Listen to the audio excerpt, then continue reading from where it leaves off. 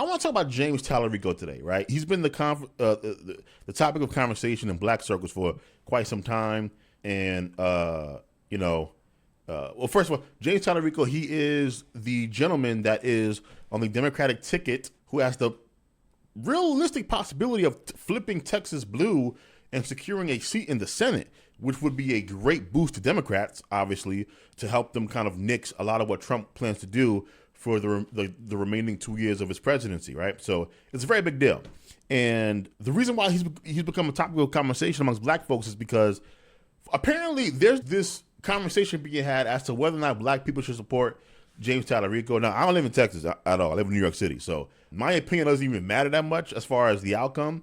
But I find this conversation to be ridiculous because if you kind of pry and you ask, black voters in Texas kind of, okay, well, politically speaking, what about Talarico's platform do you kind of disagree with or you don't support? It ain't too much that they don't support, right? Like Talarico's, platform, the policies that he's hoping to vote for and implement, they look like most either standard Dems or even some progressive Dems, so they don't have an answer, right? They just don't like him because he beat Jasmine Crockett. That's it. Which ironically has put James Talarico in a weird position because how do you sway people to vote for you when they don't really have a beef with you or your policies? They just don't like you because they like the black lady that you beat, right? And today he had a town hall where he was talking to some black voters. I think he's trying to do his best to hear their concerns and everything and to talk to them and to talk with them. But he doesn't have much to say because, again, these people don't disagree with his policies.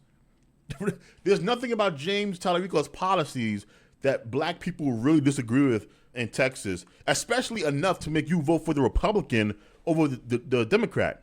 This is just about what I think is celebrity worship, really, which is that black women love Jasmine Crockett and they feel slighted that she lost to James Talarico. I don't think none of this other shit really matters at all, right? I don't think it matters that Jasmine Crockett is alluding to the fact that, that her race against Talarico was filled with racism or whatever.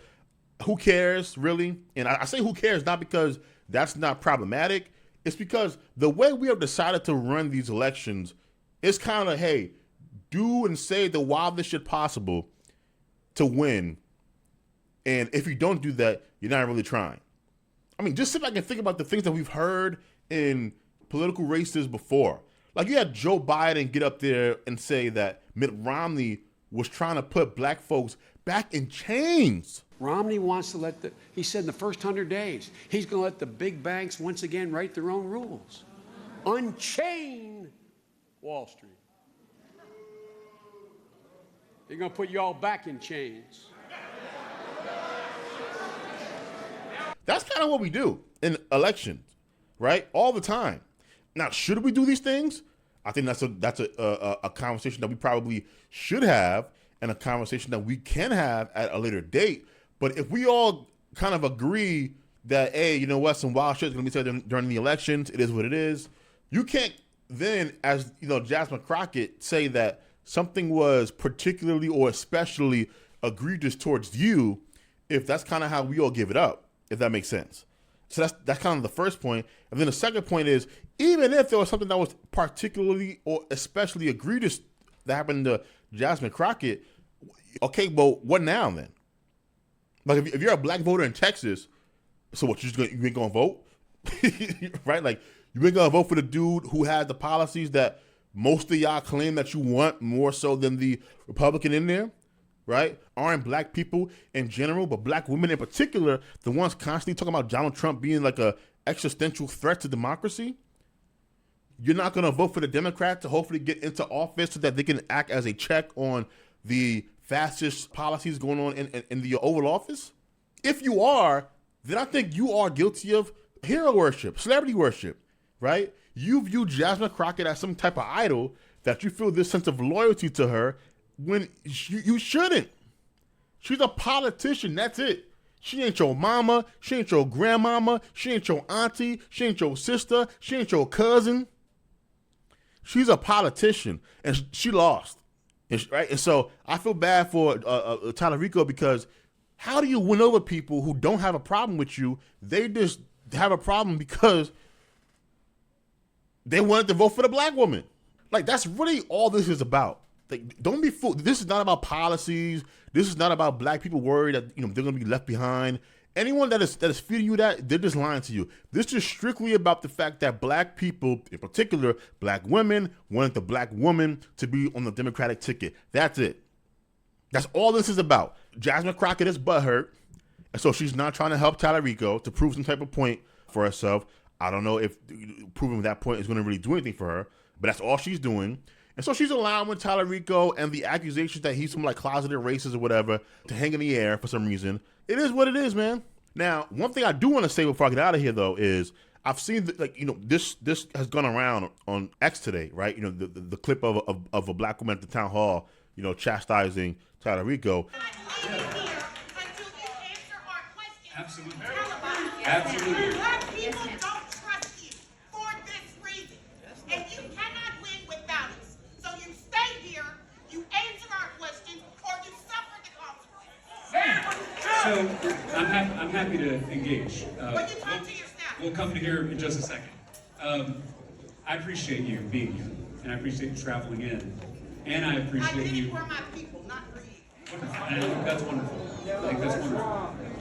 And it's all right. It's all right. It's all right. This is what this conversation's supposed to be about. It's led to some interesting conversations about kind of, you know, how should he respond, you know, the role that Jasmine Crockett is playing in all of this. And one thing I want to say is I do think white Democrats have to take responsibility for a lot of what Talarico has to deal with today, because I noticed this back in around 2015, I think, maybe like 2016, right? Where the narrative that the black woman is kind of the foundation and the end all be all of, you know, the Democratic Party started to become like a talking point, right? You know, listen to black women, you know, black women lead, when black women are taken care of, everyone is taken care of, right? This narrative that that there's something special in particular about black women that gives them this almost like deified, is that a word? Like this special status, as if they know all, they can do no wrong, as if they, you know, should be leaders because they were born black and with a vagina. And a lot of white Democrats kind of follow that, or just kind of, you know, pay lip service to it. And I was pissed from the beginning. Like, what is happening here? Like, black men vote, I think, 92% Democrat, and black women vote 98%. Why are black men being excluded from this, you know, leaders of the Democratic Party thing, right? And so I knew something else was going on. But because white Democrats played along with this shit, now you have a case where black female voters in the Democratic Party, they feel as if they should have the last say over who makes it in, who, right? Like, you know, it's past their voting for it. They think that they should be the kingmakers, right? That, you know, they should kind of be driving the ship here, and you have to like kiss the ring, bend the knee, as they say, if you want to get some votes. And I bring this up to say, I think it might be worth Democrats losing this race in the Senate race to reclaim some of this power back from the black female voter, than to placate and, you know, buckle, you know, under the pressure to these people.